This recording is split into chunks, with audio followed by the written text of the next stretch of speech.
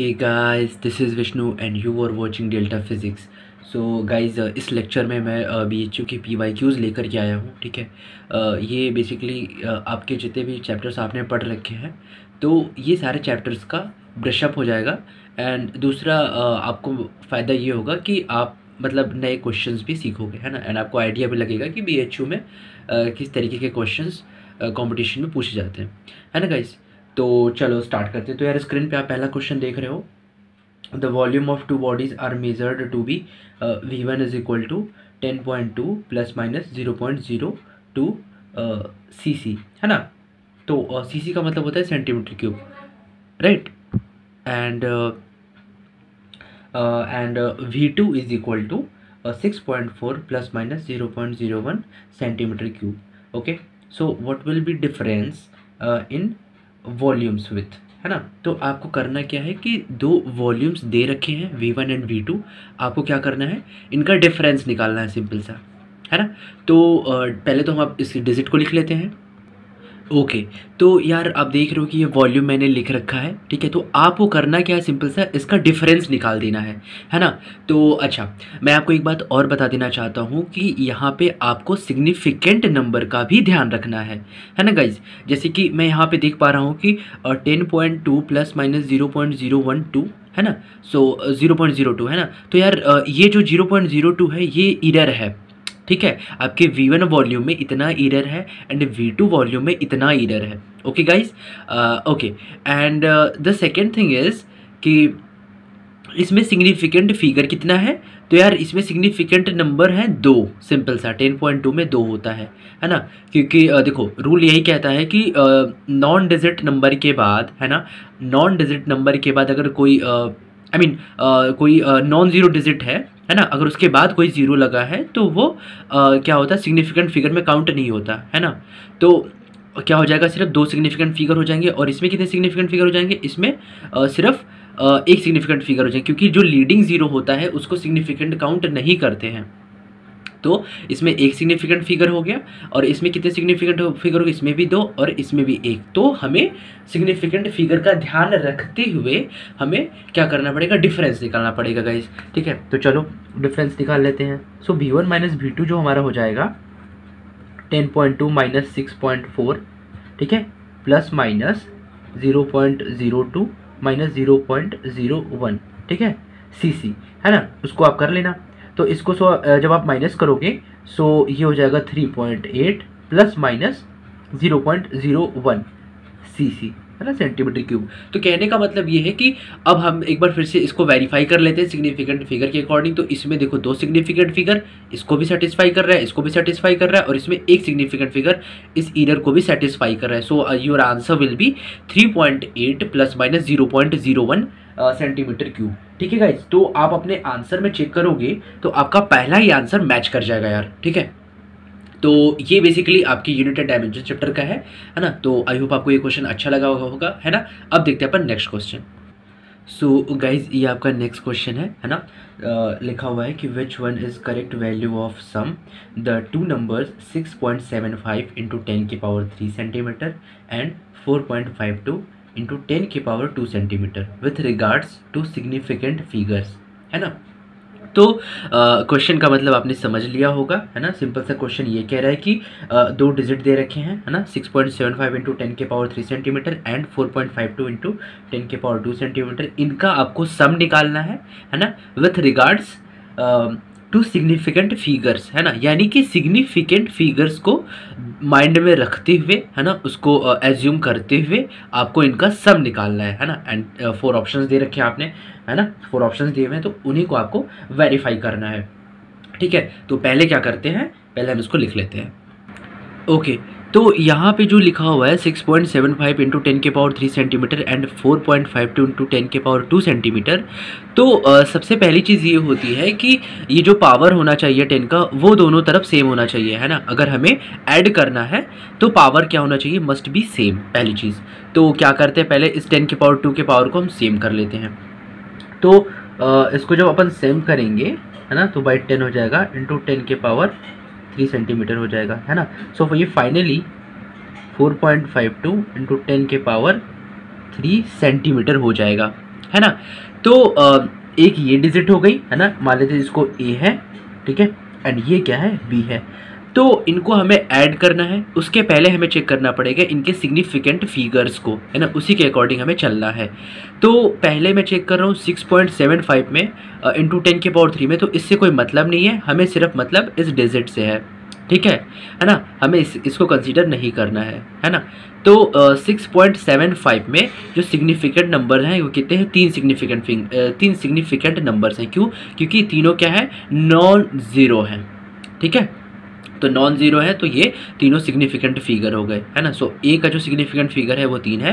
B की बात कर लेते हैं तो 0.452 इंटू 10 के पावर 3 सेंटीमीटर है, तो इसमें भी 3 सिग्निफिकेंट फिगर है, ठीक है। ज़ीरो नहीं हो सकता क्योंकि ये कौन सा है, लीडिंग ज़ीरो है, ठीक है। तो हमारे इसमें भी 3 सिग्निफिकेंट फिगर, इसमें भी 3 सिग्निफिकेंट फिगर, है ना। लिख लेते हैं यहाँ पे, ठीक है। जो एस एफ है वो इसमें 3 है, और इसमें जो एस एफ है वो कितना है, 3 है, ठीक है। तो जब इसको अपन ऐड करेंगे, ठीक है, तो हमारा हो जाता है ना गाइस। तो जब इसको हम ऐड करेंगे, ए को ऐड करेंगे एंड बी को ऐड करेंगे, तो मेरा 7.20 इंटू 10 के पावर 3 सेंटीमीटर आएगा, ठीक है। तो इसमें सिग्निफिकेंट फिगर को चेक कर लेते हैं। तो यार इसमें जो सिग्निफिकेंट नंबर्स हैं वो भी 3 ही है, क्योंकि ये जो ज़ीरो होता है बेसिकली इसको हम लीडिंग ज़ीरो कहते हैं, सॉरी ट्रेलिंग ज़ीरो कहते हैं, है ना, क्योंकि डेसिमल के बाद क्या है, नॉन डिजिट है ना, नॉन ज़ीरो है, उसके बाद क्या है, ये है ना। अगर डेसिमल के बाद भी होता तो भी हम इसको कंसीडर करते, ठीक है। तो कहने का मतलब ये है कि जो मेरा इसकी बात करें तो ये जो है लीडिंग ज़ीरो है, ये जो है ट्रेलिंग ज़ीरो है, तो ये क्या होगा, सिग्निफिकेंट फिगर में काउंट किया जाएगा। सो यार your answer will B option 4, है ना। अब अपना आंसर चेक कर लेना, आपका ऑप्शन जो है चौथा सही हो जाएगा, है ना, 4th नंबर, है ना। तो यार आई होप आपको समझ में आया होगा। अब अपन देखेंगे next question. Okay, so next question जो कह रहा है वो क्या कह रहा है कि the velocity of a particle depends upon the time t according to the equation, ठीक है, v equals to a plus b t plus c by t. Okay, so what is the dimension of a, है ना। तो यानी कि एक equation दे रखा है वेलोसिटी का और टाइम का, है ना, जो कि वेलोसिटी दिख रहा है कि टाइम पे डिपेंडेंट है, a plus b t plus c by t, है ना। और आपको इस इक्वेशन की मदद से क्या निकालना है, डायमेंशन ऑफ ए, ठीक है। तो इसको अपन लिख लेते हैं पहले। तो ये जो है इक्वेशन है, v equals to a plus b t plus c by t, है ना। हमें डायमेंशन किसका निकालना है, a का, है ना। तो a का जो डायमेंशन हो जाएगा वो सीधा v के इक्वल हो जाएगा, ठीक है, क्योंकि ये इक्वेशन जो है left hand side right hand side must be equal होना चाहिए इन केस ऑफ डायमेंशन, ठीक है। तो ये जो कंपोनेंट है a, ये जो है इसके बराबर होना चाहिए वेलोसिटी के, ठीक है, अगर ये क्या है, राइट इक्वेशन है तो।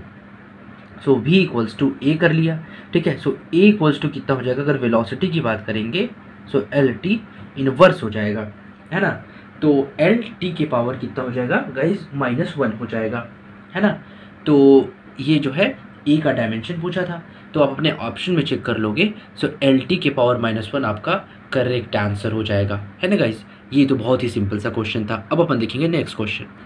सो गाइज नेक्स्ट क्वेश्चन ये कह रहा है द परपेंडिकुलर वेक्टर, है ना, of the vectors a vector is equal to 2i cap plus 3j cap plus k cap and b vector is equal to i cap minus j cap plus k cap is expressed as, है ना। तो कहने का मतलब ये है कि जो परपेंडिकुलर वेक्टर्स होते हैं, है ना, तो उनको हम कैसे डिनोट करते हैं, ठीक है। तो यार देखो सिंपल सा एक फॉर्मूला है ना, जो यूनिट वेक्टर का फॉर्मूला होता है n cap is equal to a cross b, है ना, upon a cross b mod में, ठीक है। क्योंकि हमें पता है कि जो यूनिट वेक्टर होता है ना, यूनिट वेक्टर क्या होता है, सिंपल सा p cap upon p, sorry p vector हो जाता है हमारा, यहाँ पे क्या हो जाता है, p vector upon mod p, ठीक है, ऐसा हो जाता है, ठीक है। ये क्या होता है, यूनिट वेक्टर। तो हमें यहाँ पे basically unit vector find out करना है, ठीक है, समझ रहे हो, क्या फाइंड आउट करना है, यूनिट वेक्टर। तो यूनिट वेक्टर यहाँ पे क्या है, बोल रहा है क्वेश्चन में परपेंडिकुलर वेक्टर, ठीक है, समझ रहे हो, ए क्रॉस बी पे परपेंडिकुलर निकालना है। तो ए क्रॉस बी पे अगर मैं बात करूँ, है ना, सिंपली मैं बात करूँ कि अगर ये मेरा वेक्टर ए है ना, ये मेरा वेक्टर ए है, और ये मेरा वेक्टर बी है, ठीक है।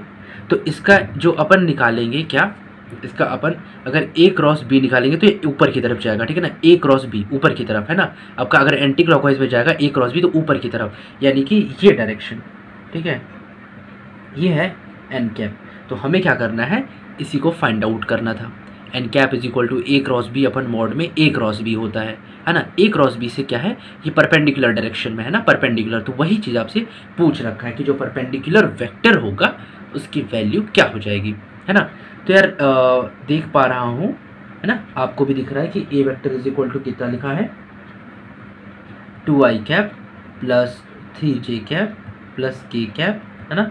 And b vector is equal to कितना लिखा है, i cap minus j cap plus k cap, है ना। तो इसको अपन सॉल्व कर लेते हैं। सो सॉल्व करने का जो तरीका है ए क्रॉस बी का, वो क्या है, i cap j cap k cap, है ना, 2 3 1 1 माइनस 1 1, ठीक है। तो इसको थोड़ा सा सॉल्व कर लेते हैं अपन, है ना। तो ये i कैप हो गया, फिर इसमें मल्टीप्लाई करेंगे, इसको डिनोमिनेटर इसको सॉल्व कर लेते हैं, सिंपल सा, है ना, ठीक है गाइस। तो ये अपन कर लेते हैं, अपन क्या करेंगे, 2 माइनस 1 प्लस k कैप, है ना, माइनस 2 माइनस 3, ठीक है, माइनस 2 हो जाता है, इधर मल्टीप्लाई कर देंगे, -2 -3। सो हमारा हो जाता है 4i cap minus j cap minus 5 k cap, ठीक है। ये हमारा हो जाता है, समझ रहे हो कि नहीं, सिंपल सा है, ज़्यादा कुछ नहीं है इसमें, ठीक है। सो ए क्रॉस बी आ गया, है ना, कितना आ गया, ए क्रॉस बी आ गया। अब क्या चाहिए, अब मॉड में ए क्रॉस बी चाहिए। तो यार मॉड में ए क्रॉस बी क्या होता है, ये भी देख लेते हैं, ठीक है। सो मॉड में ए क्रॉस बी होता है इसका मॉड, है ना, इसका क्या मॉड, ठीक है गाइज। तो मैं आपको एक रूल बताता हूँ सिंपल सा, है ना, यहाँ पे, कि अगर एक वेक्टर दिया हो, ठीक है, एक वेक्टर दिया हो, vector a is equal to a1 i cap plus a2 j cap plus a3 k cap, है ना। तो इसका जो मैग्नीट्यूड होता है वो हो जाता है a1 square plus a2 square plus a3 square, समझ रहे हो कितना हो जाता है, a1 square plus a2 square plus a3 square का अंडर रूट। तो इसका भी अपन क्या कर लेंगे, अंडर रूट ले लेंगे। सो 4 का स्क्वायर 16 हो जाता है, 1 का स्क्वायर 1 हो जाता है, इसका 25 हो जाता है, समझ रहे हो। तो ये हो जाएगा हमारा 42, ठीक है। तो जो हमारा एन कैप आएगा वो कितना आ जाएगा, एन कैप क्या था, ए क्रॉस बी अपन मॉड में a cross B. So mod में ए क्रॉस बी बोले तो अंडर रूट 42, ठीक है। और ये हो जाएगा क्या, 4i cap minus j cap minus 5 k cap, है ना। सो ये हमारा आंसर हो जाएगा। सो आप अपने आंसर में चेक कर सकते हो सर, ठीक है, सॉल्यूशन में, कि आपका फोर्थ जो है वो मैच कर रहा है, ठीक है। क्या मैच कर रहा है, फोर्थ, ठीक है। आपका फोर्थ जो आंसर है वो क्या कर रहा है, मैच कर रहा है। अब देखेंगे अपन next question. Okay, so next question क्या कह रहा है कि the velocity time equation of a particle moving in a straight line is v equals to 10 plus 2t plus 3t square, है ना। So what is the displacement of a particle from the mean position at a time t equals to 1 second, ठीक है। And एक information और दे रखी है कि if it is a given that displacement is 20 metre at time t equals to 0, ठीक है। यानी कि time t is equal to 0 पे इसने दे रखा है कि डिस्प्लेसमेंट जो है 20 मीटर है। तो आप बताओ कि t इक्वल्स टू 1 सेकेंड पे कितना आपका डिस्प्लेसमेंट हो जाएगा, है ना। तो पहले क्वेश्चन को लिख लेते, है ना। तो गाइज ये वेलोसिटी होती है, तो वेलोसिटी जो होता है वो क्या होता है, dx बाई dt, ठीक है ना। यानी कि change in displacement, change in displacement, ठीक है, चेंज इन डिस्प्लेसमेंट, ठीक है, अपॉन चेंज इन टाइम, ठीक है, चेंज इन टाइम, ठीक है। क्या हो गया, change in displacement upon change in time, ये मेरी होती है वेलोसिटी, ठीक है। सो यहाँ पे हो जाएगा क्या, dx बाई dt कर देंगे इज इक्वल टू वेलोसिटी लिख देंगे, ठीक है, सो 3t² प्लस 2t प्लस 10, ठीक है। तो क्या करेंगे, dt को इधर लेके आएंगे, ठीक है, 3t² प्लस 2t प्लस 10, ठीक है, dt। अब क्या करेंगे, मुझे x चाहिए ना, डिस्प्लेसमेंट चाहिए, तो मैं दोनों तरफ क्या कर दूंगा, इंटीग्रेट कर दूंगा, है ना गाइस। तो आई होप आपको इंटीग्रेशन आता होगा, ठीक है। इंटीग्रेट कर देंगे और लिमिट पुट कर देंगे, ठीक है। तो लिमिट क्या लगाएंगे, t इक्वल्स टू 0 पे, वो कहाँ पे था, 20 मीटर पे था, ठीक है। x is equal to 20 metre था, ठीक है। और किसी particular time t equals to 1 पे बोला है, ठीक है। क्या निकालना है, t इज इक्वल टू 1 पे, है ना। तो आपको ये x डैश बताना है, सिंपल सा, ठीक है। तो हमें ये सॉल्व करना पड़ेगा। तो गाइज मैं आपको सिंपल से पहले इंटीग्रेशन बता देता हूँ, अगर आपको नहीं पता है ना, कि अगर दे रखा है t के पावर n dt, है ना, तो इसका इंटीग्रेशन होता है t के power n+1 upon n+1 plus c एक कांस्टेंट है ना। इसके केस में कांस्टेंट लिखने की ज़रूरत नहीं है, ठीक है, क्योंकि हम ये डिफिनिट इंटीग्रेशन को सॉल्व करें, ये इनडिफिनिट के लिए है। अगर यहाँ पे लिमिट पुट कर दे तो ये क्या हो जाता है, डिफिनिट इंटीग्रल, समझ रहे हो। तो ये डिफिनिट इंटीग्रल है। तो ये जो होता है हमारा, अगर कोई कांस्टेंट है जैसे dx है, तो इसका इंटीग्रेशन कितना हो जाता है, x प्लस c, ठीक है। तो ऐसा है, ठीक है। तो इसको सॉल्व करेंगे तो हमारा x आ जाएगा और ये हमारी लिमिट हो जाएगी, ठीक है। इसको सॉल्व करेंगे तो क्या क्या होगा बताइए, ठीक है गाइस। तो ये हमारा क्या है, जो हो जाएगा इसका इंटीग्रेशन 3 टाइम्स, है ना, t² dt, ठीक है। इंटीग्रेशन 0 से 1 हो जाएगा आपका, ठीक है, plus 2 times dt, t dt हो जाता है 0 से 1, ठीक है, प्लस 10, है ना, ऐसा हो जाता है 10, इंटीग्रेशन 0 से 1 और dt, सिंपल सा, ठीक है। तो मैंने इस फॉर्मूले के अकॉर्डिंग आप वैल्यू पुट करोगे तो हो जाएगा आपका t³ इंटीग्रेशन 0 से 1, ठीक है, प्लस 2 टाइम t² इंटीग्रेशन 0 से 1 प्लस 10, इसका भी t हो जाता है इंटीग्रेशन 0 से 1, ठीक है। अब वैल्यू पुट करनी है। तो मैं आपको एक चीज़ बता देता हूँ कि अगर ये कोई x है और इंटीग्रेशन जो लिमिट है a से b है, तो इसका हो जाता है क्या, b माइनस a, यानी कि जो अपर लिमिट है वो पहले लिखी जाती है, माइनस लोअर लिमिट बाद में लिखी जाती है। तो अगर x दिया हो चाहे x² हो, तो a से b जाएंगे तो b² माइनस a² हो जाएगा, x के केस में b माइनस a हो जाएगा, ठीक है। तो सिंपल सा ये हो गया। और हमारा हो जाता है यहाँ पे अगर वैल्यू पुट करेंगे, सो 1/3 minus 0 plus 2 times 1/2 minus 0 plus 10, ठीक है, ये 1 माइनस 0 हो जाएगा। समझ रहे हो कि नहीं, सिंपल सा है यार, कोई बड़ी बात नहीं है कि नहीं। ओके, और यहाँ पे क्या हो जाता है, इसको भी सॉल्व कर लेते हैं यार, ठीक है। सो ये हो जाता है x डैश माइनस 20, ठीक है। सो ये कितना हो जाता है, 1 हो जाता है, ये 1 हो जाता है, प्लस 10 हो जाता है। समझ रहे हो कि नहीं, ऐसा कुछ। तो ये हमारा हो जाता है कितना, 12 हो जाता है, और ये x डैश माइनस 20 हो जाता है, ठीक है। सो फाइनली x डैश कितना आ गया, 32 मीटर, ठीक है। तो x डैश जो है हमारा 32 मीटर, है ना। तो इस तरीके से भाई ऐसे क्वेश्चन को सॉल्व करते हैं, है ना। आप अपने आंसर में मिला लो, 32 metre will be correct answer, जो कि ऑप्शन बी है ना। अभी अपन देखेंगे next question. So guys next question आपका कह रहा है कि a particle of mass 1 kg is placed in a potential field, its potential energy is given by u equals to 10x² plus 5, है ना। यानी कि जो पोटेंशियल एनर्जी का फॉर्म है वो पोजीशन के फॉर्म में दिया है ना, u is equal to 10x² plus 5। So the frequency of the particle is given by, कहने का मतलब ये है कि आपसे फ्रेक्वेंसी पूछ रखा है ना, एंड पोटेंशियल एंड पोजीशन के फॉर्म में आपको इक्वेशन दे रखी है, ठीक है। सो वो इक्वेशन दे रखी है कि u is equal to 10x² plus 5, ठीक है। सो यार इस इक्वेशन की मदद से आपको क्या निकालना है, फ्रेक्वेंसी निकालनी है, ठीक है। फ्रेक्वेंसी आपको फाइंड आउट करनी है पार्टिकल की। तो कैसे करोगे, तो मैं आपको बताता हूँ कि एक मेरे पास इक्वेशन होता है, एक मतलब रिजल्ट भी कह सकते हो, f equals to minus du/dx, ठीक है।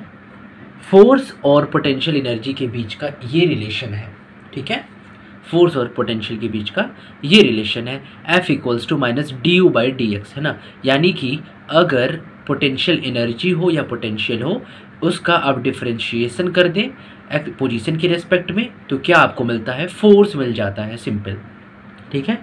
तो आप करोगे क्या, माइनस d/dx, ठीक है, 10x² प्लस 5, ठीक है, ये कर दोगे, है ना।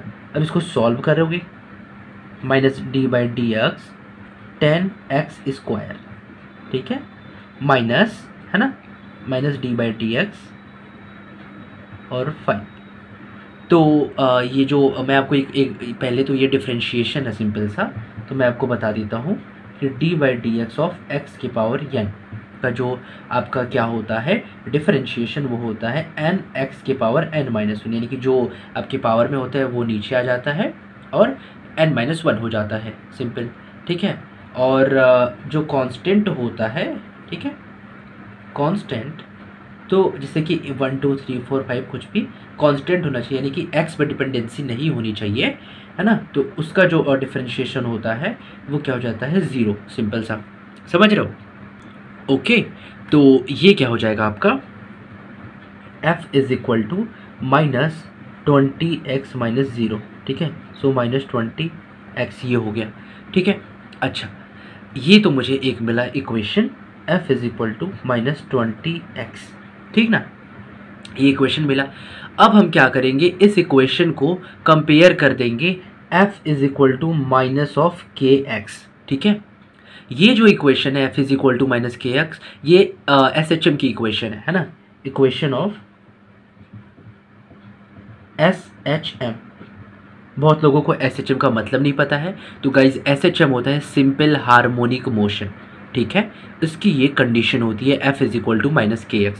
अगर हम इसे इक्वेशन 1 मान लें, इसे इक्वेशन 2 मान लें और दोनों को कंपेयर कर दें, सो मुझे क्या मिलेगा, k की वैल्यू मिल जाएगी, k इज इक्वल टू 20, ठीक है। और जो मेरा 20 होता है अगर देखा जाए तो इसकी यूनिट क्या हो जाएगी, न्यूटन पर मीटर, ठीक है, न्यूटन पर मीटर, ठीक है, ये हो गया। अच्छा, ये तो मिल गया k की वैल्यू। तो गाइज जो फ्रेक्वेंसी होती है ना, अब फ्रेक्वेंसी इजीली हम बता सकते हैं क्या होती है। तो गाइज जो फ्रेक्वेंसी होती है वो होती है 1/2π√k/m, ठीक है, ये फ्रेक्वेंसी होती है बेसिकली। तो अपन अब करेंगे क्या, अब तो सिंपल सा सारा काम हो गया। मास आपको 1 kg दे रखा है और k की वैल्यू 20 न्यूटन पर मीटर है, तो अब को वैल्यू बस पुट करना है and you will get the valuable result, simple सा। k की वैल्यू 20 हो गई और मास हो गया 1, ठीक है।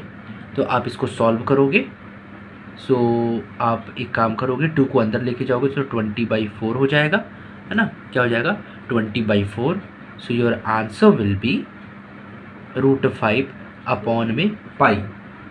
ठीक है, ये आपका क्या हो जाएगा आंसर, ठीक है। Okay, so your answer will be √5/π, है ना। बट आई थिंक आपकी जो ऑप्शंस हैं उसमें रूट में 5/π है कम्प्लीटली, तो ये आई थिंक √5/π होना चाहिए, ठीक है। So your answer will be √5/π। Okay, so next question जो है कह रहा है कि if the earth suddenly contracted to half of its radius without any change in its mass and its shape, duration of the day instead of 24 hours will be, है ना। सो कहने का मतलब ये है कि जो अर्थ है वो क्या हो रहा है, सडनली कॉन्ट्रैक्ट हो जा रहा है ना, यानी कि उसका जो रेडियस है वो डिक्रीज़ हो जा रहा है और कितना हो जा रहा है, हाफ हो जा रहा है ना, बिना उसके मास में कुछ चेंजेस हुए या फिर उसके शेप में चेंजेस हुए, ठीक है। तो आपको क्या बताना है कि भाई जब रेडियस में चेंजेस हो रहे हैं तो फिर उसके टाइम पीरियड में कितना चेंजेस होगा, समझ लो। तो यार देखो इसमें क्या है कि हमें यूज़ करना है केपलर्स थर्ड लॉ, ठीक है, t² प्रोपोर्शनल टू a³, है ना। तो यार t क्या है, टाइम पीरियड है ना, रिवोल्यूशन ऑफ टाइम है, टाइम ऑफ रिवोल्यूशन, और a क्या है आपका, a जो है आपका क्या है, सेमी मेजर एक्सिस है आपके एलिप्स का, है ना। बेसिकली केपलर्स लॉ में इन्होंने एक एलिप्स का फॉर्मेशन करा था और उसमें बताया था कि वो ए क्या है आपका सेमी मेजर एक्सिस है। बट इन दिस केस यहाँ पे रेडियस दे रखा है तो हमें ए की जगह आर पुट करना है, सिंपल सा, ठीक है, ज़्यादा इसमें कुछ सोचना नहीं है। So T1² by T2² is equal to R1/R2 का होल क्यूब, ठीक है। तो हमें इस इक्वेशन का यूज़ करना है यार, है ना। तो आपको कभी भी एग्जाम में ऐसे क्वेश्चंस दिखे तो आप इसी इक्वेशन का यूज़ करोगे, है ना, T² प्रोपोर्शनल टू R³ का, है ना। तो ये इक्वेशन मैंने पुट कर दिया, अब इसमें हमें वैल्यू पुट, है ना। तो पहले एक काम कर लेते हैं, पहले लिख लेते हैं कि T1 इज इक्वल टू कितना है, 24 आवर्स है, ठीक है, और T2 हमें फाइंड आउट करना है। एंड रेडियस R1 तो R था और R2 जो है वो हाफ हो जा रहा है ना, without change in any mass and shape, ठीक है। तो हमें करना क्या है, हमें T2 फाइंड आउट करना है। सो T2² is equal to R2/R1 का होल क्यूब इंटू T1², ठीक है, ये हो गया।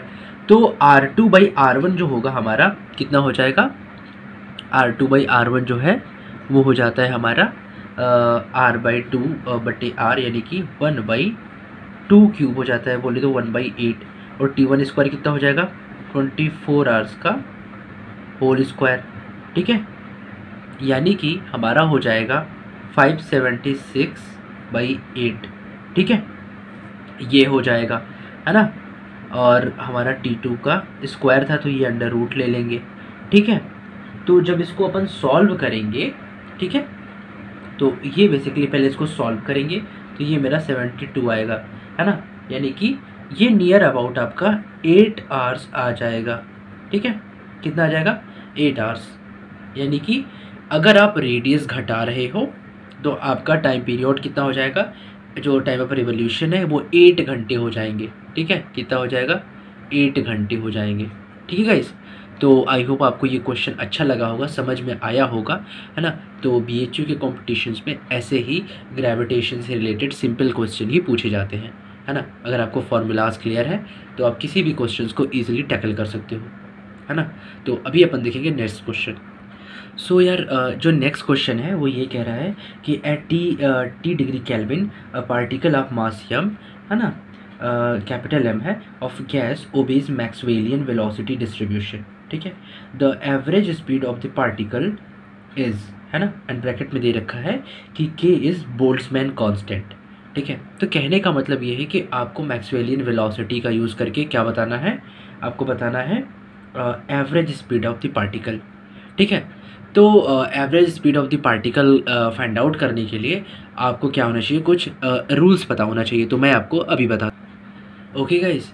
तो इस क्वेश्चन को समझने के लिए आपको कुछ रूल समझने पड़ेंगे, जैसे कि ये मैक्सवेल बोल्ट्जमैन डिस्ट्रीब्यूशन लॉ है ना। इसके अकॉर्डिंग जो फार्मूला होता है आपके डिस्ट्रीब्यूशन फंक्शन का वो होता है 4πm/2k2πkt⁴/2 exponentially minus mv²/2kt into v², ठीक है। तो ये जो है मैक्सवेल बोल्ट्जमैन का इक्वेशन है ना, डिस्ट्रीब्यूशन फंक्शन का। और ये जो ग्राफ है और डिस्ट्रीब्यूशन फंक्शन वर्सेस वेलोसिटी के बीच का, है ना। तो डिस्ट्रीब्यूशन फंक्शन और वेलोसिटी के बीच का ये जो कर्व है ये बताता है कि वेलोसिटीज़ जो है पार्टिकल्स की वो अलग अलग है ना। देखो यहाँ पे जो होता है, ये जो वेलोसिटी होती है यहाँ पे, इसको कहते हैं मैक्सिमम प्रोबेबल वेलोसिटी।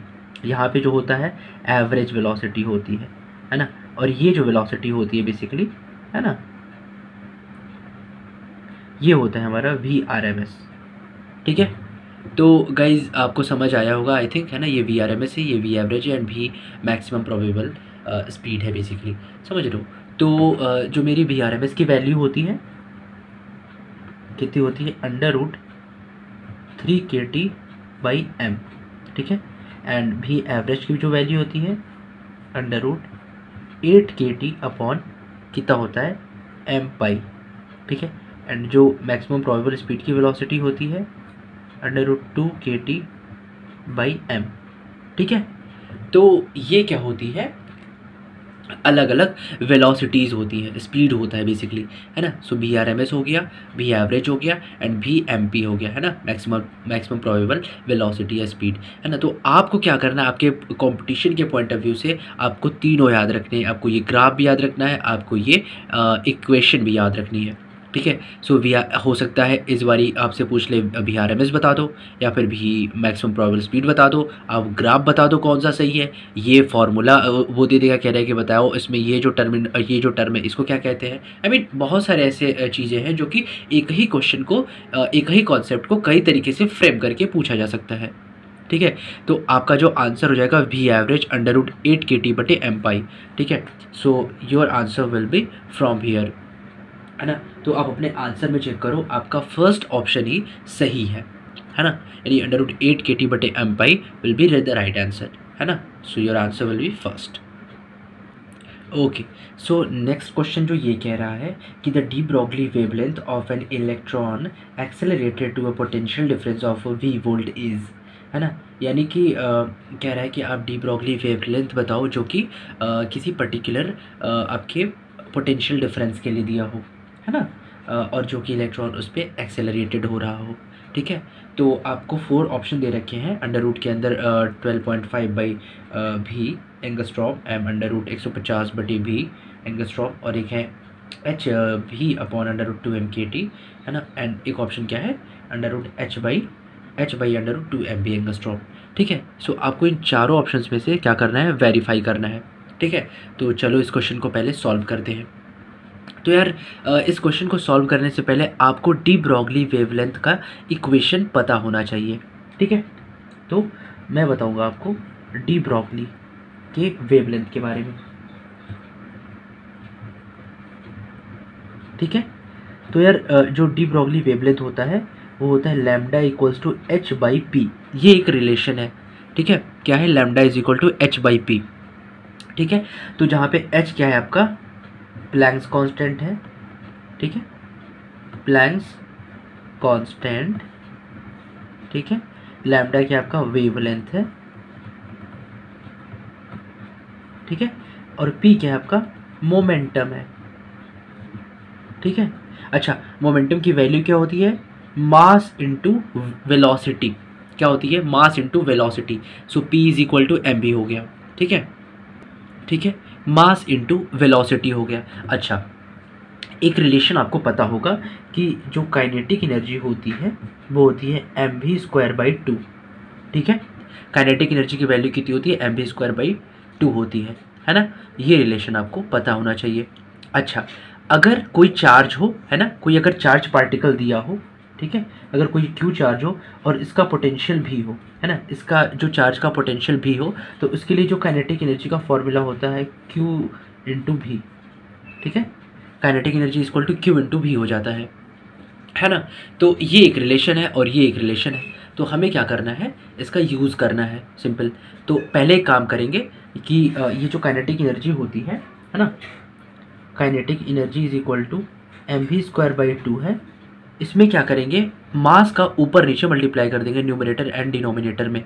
सो ये m² हो जाएगा और ये 2m हो जाएगा, और m² v² को क्या लिख सकते हैं, mv का होल स्क्वायर बाई 2m, ठीक है। अच्छा, mv का होल स्क्वायर है तो mv को क्या लिख सकते हैं, p लिख सकते हैं क्या, सो p²/2m हो जाएगा, है ना। अब क्या कर देंगे, अब करेंगे p² बराबर 2m इंटू काइनेटिक एनर्जी, ये कर सकते हैं। और क्या कर सकते हैं, momentum is equal to √2m into kinetic energy, ये कर सकते हैं, ठीक है। अच्छा, ये हो गया। अभी कुछ और भी कर सकते हैं अपन, मालूम है क्या, अभी कर सकते हैं कि मोमेंटम की जगह जो दिया है √2m काइनेटिक एनर्जी, सो इस काइनेटिक एनर्जी के प्लेस पे Q इंटू भी रख देंगे। क्यों, क्योंकि यहाँ पे पहले से ही क्वेश्चन में दे रखा है कि चार्ज जो होना चाहिए, चार्ज बेसिकली दे रखा है एंड इसका कुछ पोटेंशियल भी दे रखा है ना। तो इसे क्या करेंगे, सॉल्व कर लेंगे। So momentum is equal to हो जाएगा, है ना, क्या हो जाता है √2m Q भी, ठीक है। सो फाइनली मुझे मोमेंटम मिल गया, है ना। ओके, सो यहाँ पे मुझे मोमेंटम मिल चुका है और यहाँ पे h दे रखा है। तो क्या करेंगे अपन कि lambda is equal to h upon under root के अंदर 2m क्यू भी रख देंगे, है ना, और ये हो जाता है लैम्डा का यूनिट होता है एंगस्ट्रॉम, ठीक है। So lambda is equal to h by under root 2m into q v हो गया, है ना, तो ये हो गया, है ना। So lambda is equal to h by under root 2m q भी।